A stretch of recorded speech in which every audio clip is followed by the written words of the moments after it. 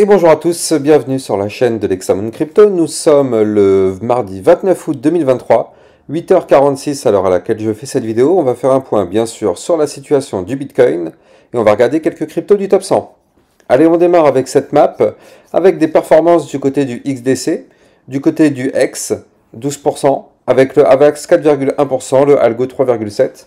Des contre-performances, bien sûr, du côté du PP. De toute façon, le truc était tellement monté haut, rapidement. Ça, c'était un énorme signal qu'il fallait effectivement vendre, hein. Vous le savez, de toute façon, tout ce qui monte très très vite finit par rechuter. Le PP qui est revenu limite plus bas que le point de départ. Enfin bref, une catastrophe. D'autant plus que le PP, en fait, c'est juste une bulle purement spéculative, hein. Il n'y a rien derrière, il n'y a rien de solide, il n'y a rien de concret. Donc, bon, moi, tout ce que j'espère, c'est que ce PP sorte du top 100. Comme ça, au moins, on n'en parlera plus et ce sera terminé. Pour laisser place à des choses beaucoup plus sérieuses et beaucoup plus concrètes. On a quand même aussi pas mal de cryptos qui sont dans le vert. Polkadot aussi 3,3%, Shiba 2,1%. Donc c'est intéressant, on va regarder tout ça en détail. Allez, on démarre cette analyse technique avec bien sûr notre Bitcoin. Je rappelle à tout le monde que tout ce que je vais vous dire dans cette vidéo ne sont en aucun cas à prendre pour des conseils financiers. Alors, au niveau du Bitcoin, qu'est-ce qu'on voit? On voit que là, il n'arrive pas, et tant mieux, à breaker son dernier plus bas. Donc ça, c'est intéressant. Pour l'instant, la zone des 26 016 $ tient. Si on perd cette zone, effectivement, vous l'avez compris, ça risque d'être assez dangereux parce que ce sera pour aller chercher des points plus bas, bien sûr, notamment les 25 795 $, puis pourquoi pas la mèche de liquidité des 25 238 $. Pour l'instant, on voit qu'on est en train de latéraliser dans ce range, donc ça, c'est plutôt bon signe, ça veut dire que ça tient, mais comme vous pouvez le voir, on est quand même sur des niveaux bas et qui sont quand même sur des niveaux de bas de range. Et c'est ça qui est dangereux. C'est-à-dire que là, ce range, à tout moment, malheureusement, il peut céder et laisser place à une chute qui pourrait arriver. Donc, surveillons ça de très très près parce que c'est une éventualité. Pour l'instant, c'est pas ce que le Bitcoin nous montre. Pour l'instant, on voit que ça tient. On n'arrive pas à breaker, et tant mieux. Mais il suffit d'une petite pichenette pour que le Bitcoin tombe. Donc attention à ça. On va regarder plus en détail ce qui pourrait se passer. Voilà. Là, je rentre dans la vue 4 heures sur le Bitcoin. Donc dans cette vue 4 heures, on voit que effectivement depuis maintenant, depuis le 19 août, donc ça fait exactement 10 jours, on a un Bitcoin qui est dans une latéralisation, donc dans un range. Et donc on voit que depuis, effectivement, le Bitcoin ne fait plus grand-chose. Plus rien du tout même. Donc on latéralise, mais au bout d'un moment, cette latéralisation, elle va péter. On va avoir un retour de volatilité pour faire un mouvement intéressant. Maintenant, le problème, c'est qu'on espère tous que ce mouvement intéressant sera un mouvement haussier, mais il ne faut pas s'y méprendre.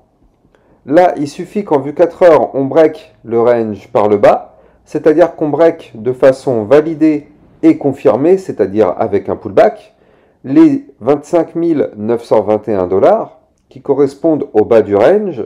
Alors, juste en dessous, on a quand même un dernier support qui sera ici, combien c'est 25 870 $, mais il suffit qu'on break cette zone-là, de façon validée et confirmée, pour entraîner une belle chute.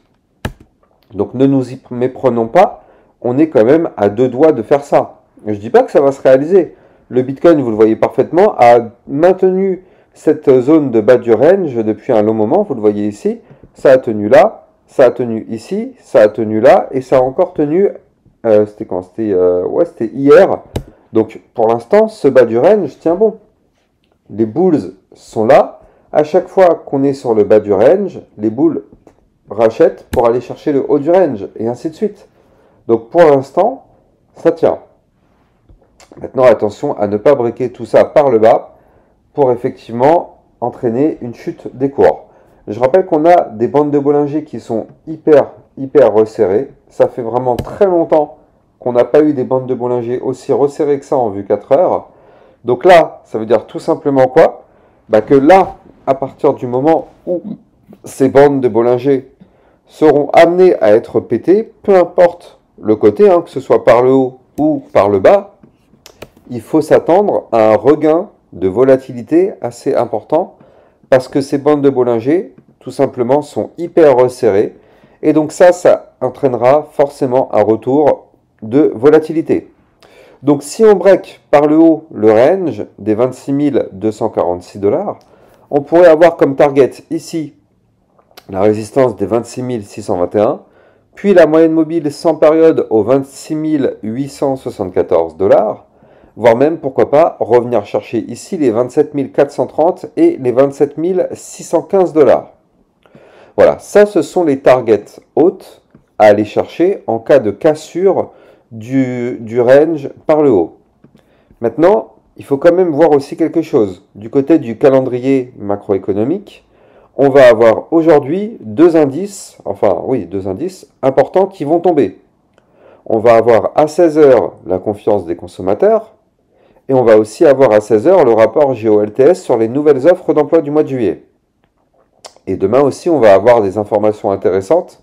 Création d'emplois non agricoles, PIB trimestriel, promesses de vente et le stock de pétrole brut. Mais ce qui sera encore plus intéressant, ce sera jeudi, mais on reviendra en détail sur tout ça mercredi et jeudi. Donc si vous voulez suivre en temps réel ce calendrier économique, n'oubliez pas que vous avez le lien de mon site internet ici en description de mes vidéos, sur lequel vous allez trouver la toolbox, le calendrier économique ici. J'en profite aussi pour vous rappeler que si vous êtes intéressé par la participation au tournoi KCGI qui est sur BitGet, donc c'est un tournoi sur lequel on va pouvoir gagner jusqu'à 50 000 dollars, pardon. Donc d'ailleurs c'est très intéressant. J'ai mis en place une team sur BitGet justement pour qu'on participe tous ensemble à ce tournoi. Donc si vous voulez rejoindre la team, bah du coup, n'hésitez pas d'aller cliquer sur ce lien qui est ici. Je l'ai mis sur mon Twitter, mais je vais le mettre en description de mes vidéos. Comme ça, si vous avez déjà un compte sur BitGet, et bah, ça fait qu'on pourra tous trader ensemble dans cette team et voir si effectivement on arrive à décrocher quelque chose ou pas. Bien sûr, vous l'avez compris, plus on est nombreux, plus on a de chance parce qu'il y a déjà des équipes avec pas mal de monde dedans. Donc voilà. Mais en tout cas, ça peut être cool. Et puis même si on gagne pas le gros lot, ça nous permettra peut-être de gagner effectivement des sommes un peu plus, un peu moins importantes. Tout ça, ça dépendra bien sûr du nombre de personnes qui auront rejoint effectivement l'équipe. Donc voilà, le lien est ici sur mon Twitter, mais je vais vous le mettre en description de vidéo si vous êtes intéressé. Alors, on retourne du côté du Bitcoin.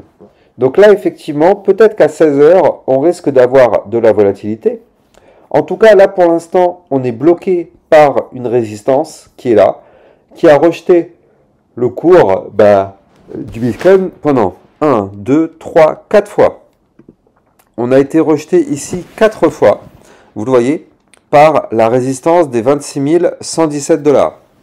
Donc malheureusement, tant qu'on ne break pas cette résistance, c'est bloqué. On n'ira pas chercher des points plus hauts.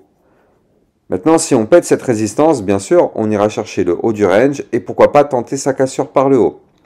Mais déjà, tant qu'on n'arrive même pas à péter cette résistance, comment voulez-vous imaginer le moindre pump si déjà on n'arrive pas à valider cette petite résistance qui est là? Voilà. Donc bon, c'est comme ça, hein, c'est aussi simple que ça. Donc là, pour l'instant, niveau Bitcoin, statu quo. On attend, on compresse. Plus on compresse, plus on aura un regain de volatilité en mouvement de sortie. Mais bon, c'est dommage parce que pour l'instant, on avait quand même pu hier, encore une fois, on avait fait une mèche hier à 26 190, voire même ici, 26 233 $. On aurait pu se dire, ça y est, c'est bon, on a enfin breaké la résistance, on va chercher le haut du range, mais au final, toujours attendre les clôtures parce que regardez ça. Hier, on s'était retrouvé ici aux 26 200 $, et au final, on a clôturé ici la bougie à 26 089. Donc, on a été bien plus haut que la résistance, mais au final, on a clôturé sous résistance. Donc, toujours se méfier de ça. Toujours. Allez, je pense que sur le Bitcoin, de toute façon, c'est les mêmes niveaux à suivre depuis quelques temps. De toute façon, tant qu'on est dans ce range, ce sont les mêmes niveaux qu'il faut suivre. Ce qui est pas mal, c'est que moi, j'ai mis en place un petit bot de trading sur Bybit. Et en fait, vu qu'on est dans un range depuis un long moment, moi, j'ai mis un bot ici, en fait, sur le bas du range, qui s'occupe de trader sur range. Donc, ce qui est bien, c'est que le trading sur range, c'est un des tradings les plus simples. C'est-à-dire que quand on est en bas, on va chercher le haut. Quand on est en haut, on va chercher le bas. Donc, quand on est en bas, on place un long pour aller chercher le haut. Quand on est en haut, on place un short pour aller chercher le bas. Et ainsi de suite. Donc moi, c'est mon bot de trading qui le fait de façon automatique. Donc du coup, ça, c'est plutôt cool. À la rigueur, si vous êtes intéressé, mettez-moi en commentaire. Comme ça, je pourrais vous partager le lien de mon bot Bybit. Comme ça, vous pourrez aussi le suivre. Pourquoi pas. Alors, bon, du côté du Bitcoin, de toute façon, voilà, c'est bon, on a fait le point. On a dit tout ce qu'il y avait à dire. Surveillons quand même bien ces bandes de Bollinger très resserrées qui risquent de péter avec un peu de puissance. Alors, on va jeter un petit coup d'œil sur quelques cryptos du top 100. Allez, on démarre avec le Shiba. Le Shiba qui nous a fait une petite remontada intéressante hier. Vous le voyez, on a breaké hier une résistance qui nous avait bloqué. Donc ici, elle est là, la résistance, c'est les 0,008037. Donc là, on a réussi à breaker ça de façon validée, c'est bien. On est revenu tester aussi, parce qu'en même temps, on avait breaké la moyenne, le milieu des bandes de Bollinger. On est revenu les backtester, donc ça aussi, c'est plutôt cool. Donc tant qu'on est au-dessus des 0,008105, c'est intéressant. Si maintenant, on arrive à remonter, breaker le dernier plus haut au 0,0082, et ben, pardon, je redis, 0,008220, là, effectivement, ce sera intéressant parce qu'on pourra avoir un Shiba Inu qui remonterait pour aller chercher un mouvement intéressant. Avant de vous parler de ce mouvement, je rappelle que j'ai un channel dans lequel je vous diffuse des alertes en temps réel concernant le Bitcoin, mais aussi quelques cryptos, enfin des altcoins, pardon. Donc, si vous êtes intéressé par ce channel-là, n'hésitez pas d'aller regarder en description de mes vidéos, vous allez trouver le lien sur ce channel, effectivement. Je vous donne des cryptos qui peuvent être très intéressantes. Vous aurez aussi, bien sûr, tout au long de la journée, des analyses techniques concernant le Bitcoin, parce que je rappelle que c'est lui qui dirige tout le marché crypto. Donc, avec tout ça, vous avez tout, effectivement, pour pouvoir trader au mieux. Donc, ça, c'est plutôt cool. Et puis, ça vous permet de ne rater aucun mouvement. Donc, très intéressant. Donc, allez voir du côté de la description de cette vidéo pour recevoir, justement, le lien de ce channel. Donc là, comme je vous le disais, on a un Shiba qui nous forme un gros double bottom. Maintenant, pour ça, il faut une remontada. Il nous faut un pump pour aller chercher ici les 0,008467. Ça, quoi qu'il arrive, c'est le niveau clé qu'il faudra breaker si on veut valider ce mouvement en double bottom. Tant qu'on ne break pas ce niveau-là, c'est pas la peine d'espérer quoi que ce soit. On est bloqué par la résistance, donc c'est inutile d'espérer. En plus de ça, regardez ça, on a un magnifique... comment expliquer ça? On a une magnifique ligne de tendance baissière, juste au-dessus de la tête. Là, je viens de vous la dessiner, ce fameux trait bleu qui est là, qu'on suit depuis le 17 août 2023, donc ça fait 12 jours. Et donc là, ça veut dire quoi? Ça veut dire que la cassure du haut, la cassure de la ligne de coup du double bottom, effectivement, entraînerait aussi par la même occasion la cassure de la ligne de tendance baissière, pardon. Et donc, c'est un double bottom à plus combien? C'est un double bottom à plus 8,16%. Si on break, encore une fois, je le rappelle, de façon validée et confirmée, pullback compris de la zone des 0,008465, on pourrait voir un Shiba Inu qui remonte pour aller chercher les 0,0091. Donc effectivement, ça c'est un mouvement qui peut être intéressant. On n'a pas encore de validation de ce mouvement-là, donc il faut être très patient. Déjà, il faudra premièrement breaker la ligne de tendance. Ah mince, il faut que je renouvelle mon abonnement. Bref, il faut déjà dans un premier temps breaker la ligne de tendance baissière pour pouvoir espérer breaker la ligne de coup du double bottom. Donc bien sûr, tout suit le Bitcoin à la lettre. À la seconde même où le Bitcoin se met à cracher, tout le reste du marché crachera avec le Bitcoin. Donc attention à ça. Solana, malheureusement c'est dommage. Solana avait formé un joli pattern hier. On avait ici une tasse avec une anse. Malheureusement, le Solana a décidé de ne pas valider ce pattern. Donc c'est dommage. En tout cas, ok, on n'a peut-être pas validé le pattern, mais en tout cas, on est en train d'en former un autre qui peut être intéressant. C'est actuellement un pattern en double bottom. Regardez ça. Premier bottom, ici. Deuxième bottom, ici. Donc là, quoi qu'il arrive, si on break ici la ligne de coup qui se trouve au 20,777, on aura effectivement potentiellement un pump du côté du Solana et ce sera potentiellement un pump d'environ 2,72%, donc ça peut être intéressant, qui pourra entraîner le cours jusqu'au 21,33. Ethereum, malheureusement, qu'il n'y arrive pas, hein, c'est incroyable. il n'y arrive vraiment pas du tout. C'est dommage. L'Ethereum, lui, il nous faut absolument un break des combien 1657 $. Voilà, il nous faut impérativement un break de ce niveau-là pour pouvoir, pourquoi pas, réintégrer l'ancien range. Tant qu'on est en dessous, malheureusement. Bon, de toute façon, même, vous savez quoi, je vais l'enlever parce qu'en réalité, c'est pas ça qui fait foi. Ce qui fait foi, c'est ça. C'est cette ligne que je vous dessine là à l'écran. Voilà, parfait. Voilà, ce qui fait foi, c'est ça. Tant qu'on est sous cette ligne de tendance baissière, malheureusement, ce trait bleu que vous voyez là, c'est pas la peine d'espérer quoi que ce soit hein, du côté de l'Ethereum, malheureusement. Tant qu'on est sous cette ligne, on est bloqué. Donc là, voilà, il faut être très patient, parce que cette ligne, on ne sait pas combien de temps elle va prendre pour être breakée. En plus de ça, j'ai comme l'impression qu'en réalité, c'est un biseau descendant que nous fait l'Ethereum. Donc un biseau descendant, effectivement, c'est vrai que c'est une figure chartiste qui, de façon statistique, a plus de chances de breaker par le haut que par le bas. Mais ça peut aussi très bien breaker par le bas. Hein. Si le Bitcoin se met à cracher, on a un Ethereum qui va cracher aussi, bien évidemment. Donc à suivre de très très près.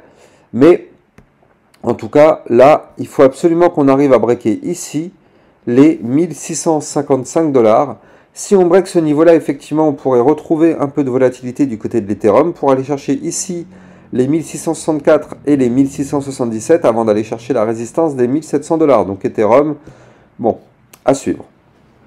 XRP qui se fait rejeter par le milieu des bandes de Bollinger, 0,5228, ça c'est le niveau clé à breaker. Tant qu'on ne break pas ce niveau-là, c'est inutile d'espérer un pump. Maintenant, on a aussi une ligne de tendance haussière, j'ai l'impression, qui est matérialisée ici. Ouais, voilà. Donc là, tant qu'on est au-dessus de ce niveau-là, au-dessus des 0,5154, ça va. Si on perd ce niveau, ce sera pour chuter, pour aller chercher les 0,5082. Encore une fois, ceci n'est pas un conseil financier. LTC. LTC, nouveau rejet par le haut du range. On a tenté un mini breakout, mais on se fait rejeter instantanément. 65,35 niveau clé à breaker. Donc tant qu'on est sous ce niveau-là, malheureusement, c'est mort. Atom Cosmos, c'était quand même très très propre ce qu'il nous a fait. Hein. Souvenez-vous, si vous reprenez ma vidéo d'hier, je vous avais expliqué que le Atom Cosmos pouvait se remettre à pump, grâce notamment à ce pattern en double bottom. Et il a fait quelque chose de chirurgical, c'est-à-dire que l'Atom a fait le double bottom et a été chercher la target. Regardez ça. On a été chercher la target du mouvement. La target, elle était au 7,266, on a été la chercher. Mais malheureusement, vous le voyez, on s'est fait rejeter par la résistance, encore une fois, des 7,260.